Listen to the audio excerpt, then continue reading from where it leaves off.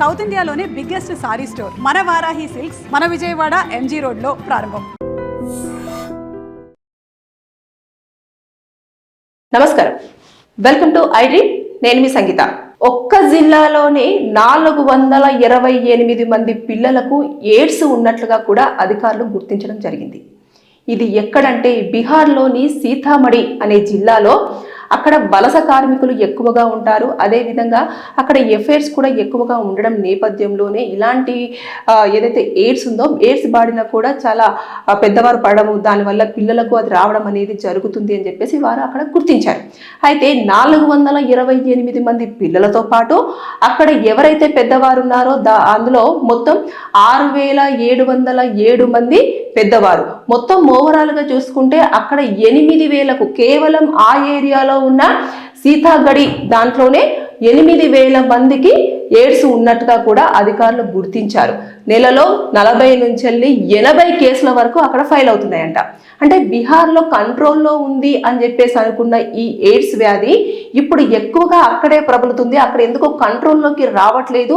ఇది ఎక్కువగా వలస కార్మికుల వల్లనే ఇది ఎక్కువగా వ్యాప్తి చెందుతుంది అని చెప్పేసి వారు చాలా వరకు అన్ని కోణాల నుంచి అంచనా వేయడము, అదేవిధంగా అన్ని ఎంక్వైరీ చేయడం ఇదంతా కూడా చేశారు.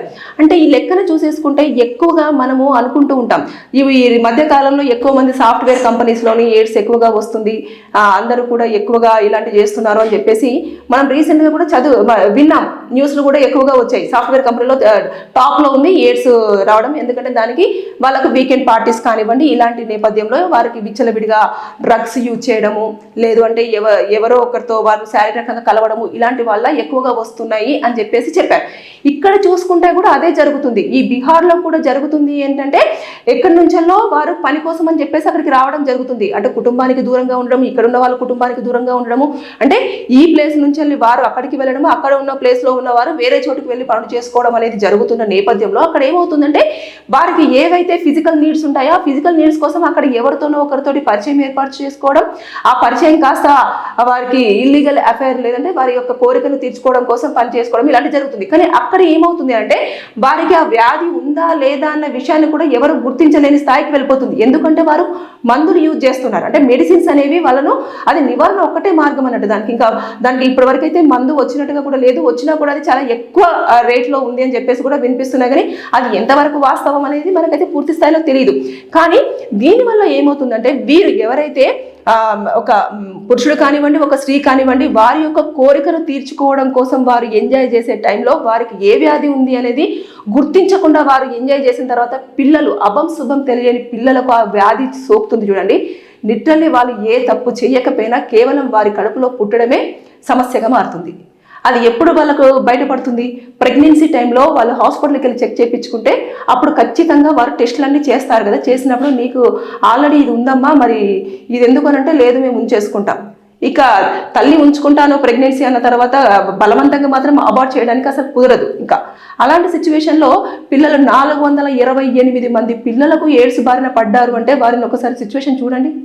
వారు ఆ టైంలో దానికి ఒక తీవ్రతను ఎలా టాబ్లెట్స్ వేస్తున్నా కూడా రెగ్యులర్గా టాబ్లెట్స్ వేసుకోవాలి. చిన్న చిన్న పిల్లలు వాళ్ళు చూసేస్తే కూడా మనకి ఎలా అనిపిస్తుంది, వాళ్ళకి ఏం జరుగుతుందో తెలియదు, వాళ్ళ బాడీలో ఏం ఉందో తెలియదు. ఇలాంటివన్నీ కూడా ఉంటాయి. అంటే ఆ ఊరు మొత్తంలో కూడా అంటే ఆ సీతాగఢి ఊర్లో జిల్లాలోనే దాదాపుగా 8,000 మందికి అని అంటే ఒక్కసారి ఇమాజిన్, ఈ లెక్కన చూస్తే ఎంత తీవ్ర స్థాయిలో ఎయిడ్స్ అనేది ఉంది అని చెప్పేసి మనం అంచనా వేయచ్చు.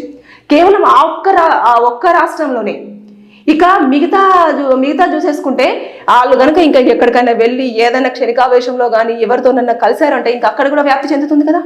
ఇలాంటివన్నీ చోటు చేసుకుంటున్నాయి. కాబట్టి దయచేసి నేను చెప్పేది ఏంటంటే ఎఫ్ఐఆర్స్ పెట్టుకునేవారు జాగ్రత్తలు పాటించకపోతే ఇలాంటి ప్రమాదాలు వస్తాయి. అంటే సింగిల్గా ఉండే వాళ్ళు ఎవరైనా సరే, లేదంటే భార్యాభర్తలకు దూరంగా ఉంటున్న వాళ్ళు ఎవరైనా సరే ఎక్కువగా అట్రాక్ట్ అవ్వడము, ఎక్కువగా ఎఫ్ఐఆర్స్ పెట్టుకోవడము, వారు ఆ టైంలో ఏదో అయిపోయింది అని చెప్పేసి ఏదో కానిచ్చేయడం, ఇలాంటివన్నీ చేయడం వల్ల ఇలాంటి ప్రమాదాలు అయితే జరుగుతూ ఉన్నాయి.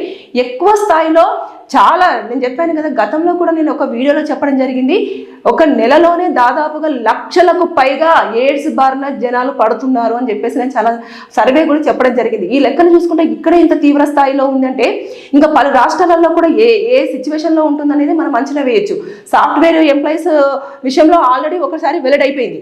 ఇక చూస్తే ఇక్కడ ఒక స్టేట్లో వెల్లడి అయిపోయింది. అదేవిధంగా సంగారెడ్డిలో కూడా చాలా వరకు ఎయిడ్స్ కేసులు నమోదవుతున్నాయని చెప్పేసి ఒక అంచనా వేయడం జరిగింది. ఒక నివేదిక కూడా బయటికి రావడం జరిగింది. అంటే తెలంగాణ ఏరియాలో ఆల్రెడీ నివేదిక రావడం జరిగింది. అంటే ఈ లెక్కను చూసుకుంటే ఎక్కడైనా సరే ఇలాంటి ఎయిడ్స్ బారిన పడి ఇబ్బంది పడుతున్న వాళ్ళు ఉన్నప్పటికీ కూడా వారు జాగ్రత్త తీసుకోకపోవడమే కాకుండా ఆ యొక్క దాన్ని ఇంకొకరికి కూడా అంటించడం అనేది జరుగుతూ వస్తుంది. అంటే వారు ఎంతసేపు వారి యొక్క కామ వాంఛ తీర్చుకోవడం కోసం ఇతరులను బలి చేసి నాకున్నది వాళ్ళకు వస్తుంది అంతే, లేదంటే సుఖ వ్యాధులు ఇలాంటివన్నీ చెత్త చేసేసుకుంటారు, జీవితాలన్నీ కూడా బలి చేసేసుకుంటున్నారు. కాబట్టి ఈ వలస కార్మికులు ఎక్కడైతే ఉంటారో వాళ్ళు తగ్గ జాగ్రత్తలు తీసుకోవాలి. ఒకవేళ కనుక మీరు ఎక్కడైనా పని చేస్తున్న సమయంలో ఏదో ఒక వీక్ టైంలో కనుక మీరు ఎవరితోనైనా పురుషుడితో కానివ్వండి స్త్రీతో కానివ్వండి మీరు ఇంటిమేట్ అయినప్పుడు దయచేసి కంపల్సరిగా పరీక్షలు అనేవి చేయించుకోవాలి. మెడికల్ టెస్టులు చేయించేసుకొని ఎయిడ్స్ యొక్క టెస్ట్ చేయించుకున్న తర్వాత అంతా క్లియర్ ఉంది అనుకున్నప్పుడే మీ ఫ్యామిలీతో మీరు మళ్ళీ మీ ఇంటిమేట్ అవ్వడానికి ట్రై చేయండి తప్పించి ఇలాంటివి అన్నీ జరుగుతున్నాయి. కాబట్టి దయచేసి అనవసరంగా పిల్లల విషయంలో మాత్రం ఇలాంటివి చోటు చేసుకుంటున్నాయి. కాబట్టి చాలా ఎక్కువ తీవ్ర స్థాయిలో ఉంది, మొత్తం ఇండియా వైడ్ గానే చాలా తీవ్ర స్థాయిలో ఉంది. కాబట్టి దయచేసి అలర్ట్గా ఉండండి. ఎఫైర్స్ పెట్టుకునేటప్పుడైనా రిలేషన్షిప్లోకి వెళ్ళేటప్పుడైనా సరే ఇక మీదట పరీక్షలు చేసుకొని హెల్త్ కండిషన్ అంతా బాగా ఉంది, ఇతను చాలా పర్ఫెక్ట్ హెల్దీ అని చెప్పేసి అనుకున్నప్పుడే మీరు ఏం చేయాలనుకుంటారో ఆ పర్సన్తో చేయండి. అంతేగాని ఏదో వచ్చేసారు, బాగున్నారు, చూడడానికి స్మార్ట్గా కనిపిస్తున్నారు, మంచి స్టైలిష్గా ఉన్నారు, చాలా బాగా మాట్లాడుతున్నారు, కన్సర్న్ చేస్తున్నారు అని చెప్పేసి కనుక పొరపాటున వాళ్ళతో మీరు వెళ్ళారు అంటే ఖచ్చితంగా ఎయిడ్స్ బారిన పడక తప్పదు. ఇలాంటివే చోటు చేసుకుంటున్నాయి కాబట్టి be alert, be careful. Thank you. And for more videos, Please subscribe to iDream. Please subscribe to iDream. Please subscribe iDream. And please subscribe to iDream. For more videos, subscribe to iDream. please like, share and subscribe to the channel. Congratulations, iDream. subscribe to iDream. Subscribe to iDream. So subscribe to iDream Media.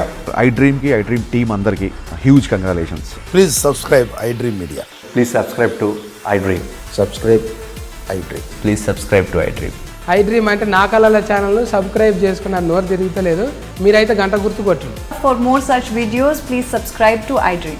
Subscribe to iDream. Please subscribe to iDream. Please subscribe iDream Media. Please do subscribe to iDream. Please subscribe to iDream Media. For best entertainment and information, please subscribe iDream. And don't forget to subscribe to iDream.